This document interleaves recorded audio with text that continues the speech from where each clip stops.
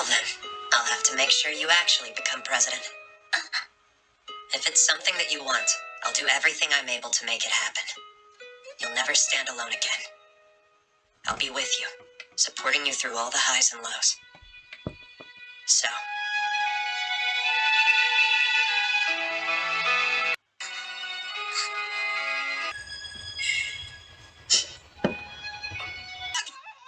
Just now, I feel like your mind's wandering to another girl. Wait, was it that obvious?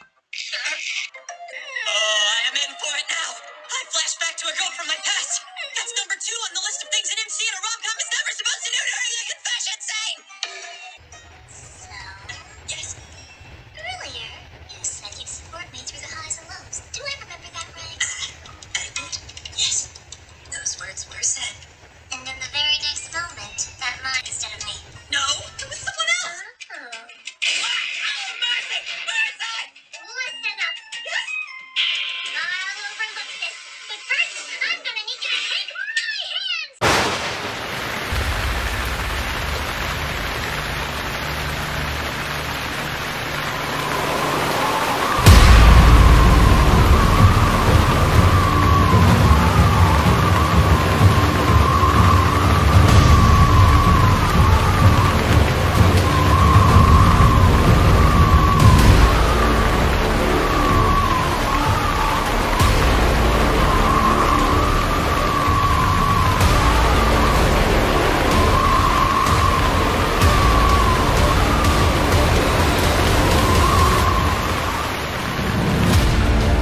Disaster enthusiasts, and welcome back to Disaster Files, a show where we stare into the abyss of catastrophic events, and the abyss, more often than not, stares back with a surprising amount of structural incompetence and a dash of pure, unadulterated chaos. I'm your host, Princess Warabi, and today on Disaster Files, we get taken back to the land of sun, surf, and well, in this case, absolute meteorological fury. The Gold Coast, Australia, February 2025. A place synonymous with vibrant nightlife, golden beaches, and a general aura of laid-back prosperity. But in the early hours of February 18th, that entire identity was systematically dismantled by a force of nature so brutal, so relentless, it would rewrite the rulebook on what the region could withstand. Its name was Alfred. Now, cyclones are no stranger to Queensland. They're like that uninvited relative who shows up every season, eats all your food, and maybe knocks over a patio chair. But Alfred was different. He wasn't just visiting. He was here for an order. Category 4 beast that intensified with a speed that left meteorologists generally spooked. The forecasts were dire. The warnings were urgent. But as we'll see, there's a vast chasm between hearing a warning and living through the event itself.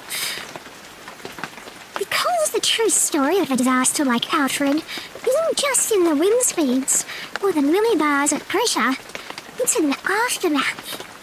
It's in the silent, dark, and profoundly isolating vacuum that the storm leaves behind. And to understand that particular brand of modern age terror, we called upon someone who lived it. David, a resident of the southern Gold Coast suburb of Miami, found himself directly in Alfred's crosshairs. For 4 days after the eye of the storm passed, he was entombed in his own home. No power, no phone reception, no connection to the outside world. Just the dark, the heat, the sound of the wind, and the creeping, gnawing uncertainty of not knowing when, or even if, the world as he knew it would return. David, thank you for joining us, and for being willing to revisit this. I'm Toga. Himiko Toga.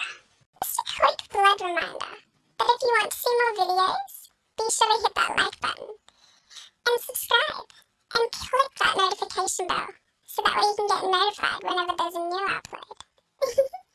Now, where's my sweet hot Deku at? Thanks for having me, Princess. It's strange to talk about it now. Feels like a lifetime ago, and also just like it was yesterday.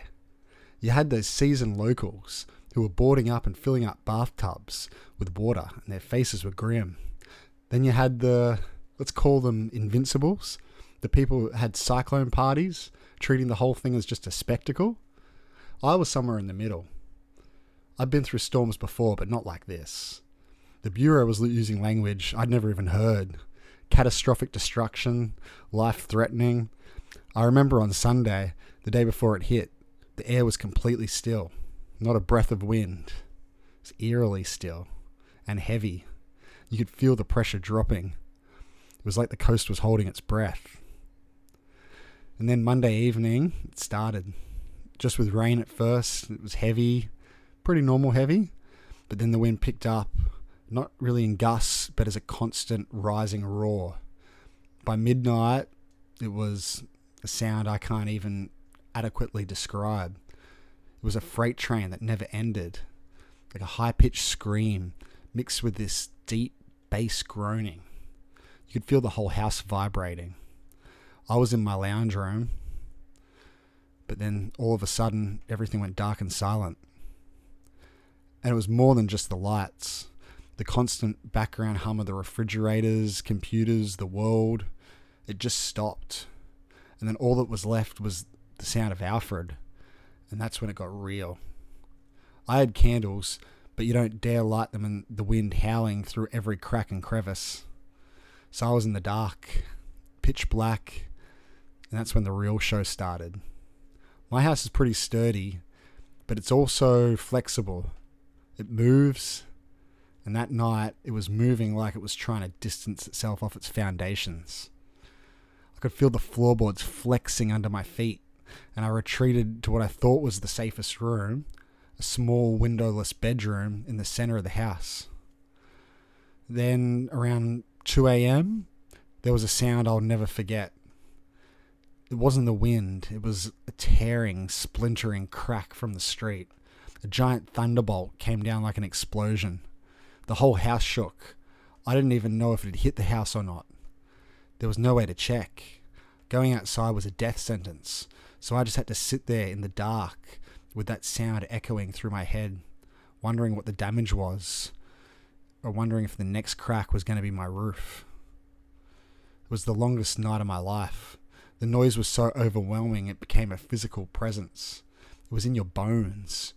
You couldn't think, you could only endure. The eye was supposed to pass south of us, so we didn't get the calm. But the wind did change direction.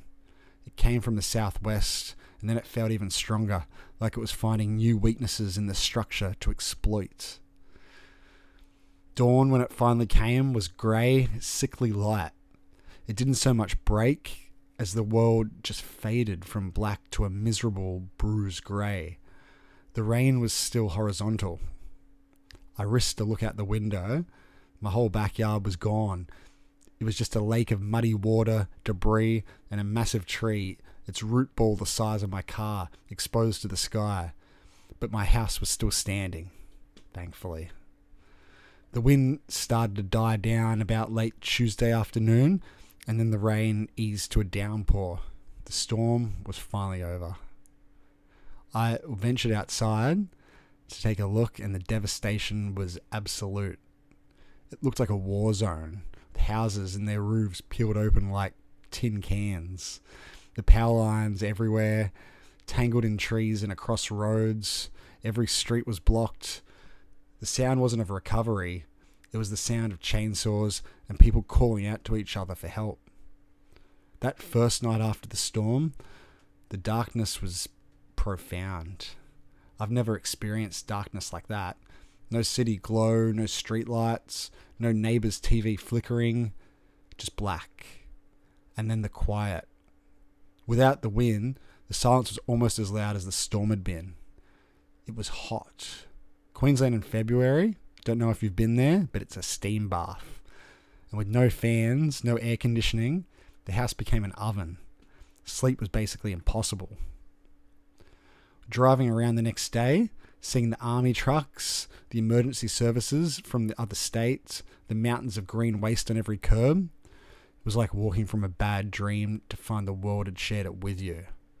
The recovery had begun, but those 4 days we were in the dark, in every sense of the word. The sheer scale of the damage was biblical. The initial economic cost was estimated at over 3.5 billion AUD, making it the costliest cyclone to ever hit Queensland. Over 150,000 homes and businesses were left without power. But as Damon's story has shown, the number without power is a sterile statistic. It doesn't capture the 150,000 individual descents into darkness, the 150,000 battles with heat, boredom, and fear. The communication blackout was a critical failure, a perfect storm, if you will, of damaged fibre optic cables, powered down mobile towers, and a network so overwhelmed it simply collapsed. It took over a week for the service to be fully restored to some of the more isolated pockets.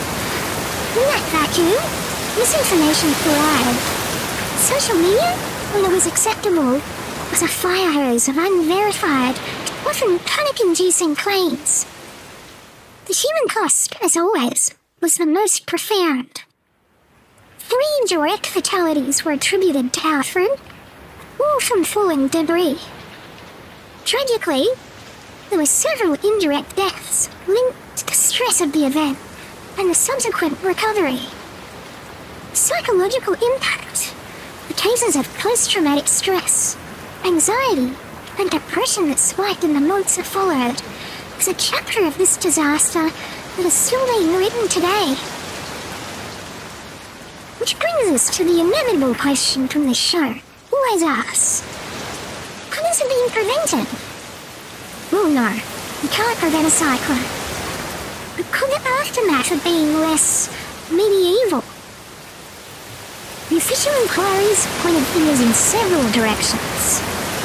The lack of a robust, satellite-based emergency communication system for such a densely populated, disaster-prone area was a glaring omission. The power infrastructure, while built to a standard, was clearly not built to withstand a Category 4 direct hit. The string and chewing gum approach, as some critics called it, was exposed. There were successes, of course. The early warning system undoubtedly saved lives. The mobilisation of the State Emergency Service, the Australian Defence Force, and the volunteers were heroic and monumental. But the lesson of Alfred, the one that echoes from stories like David's, is that our modern society has just a single massive point of failure: our dependence on a fragile, interconnected grid. When it falls, we don't just lose convenience, we lose our minds. Damon's 4 days in the dark were only an anomaly. They were a stress test, a preview, and they were what Khan reads. We are terrifyingly vulnerable. We knew a world of light and noise on constant connection, and we forgot how to be alone in the quiet. Cyclone Alfred reminded us in the most brutal way possible. It showed us that sometimes the true disaster isn't the storm itself, but the profound silence it leaves behind. That concludes the file on Cyclone Alfred.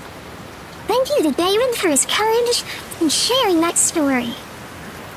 What disaster should we open the files on next? Let us know in the comments below. And remember, in the archives of catastrophe, the most chilling stories aren't always about the event, but about the wait for what comes after. What disaster do you want to see next? Comment below.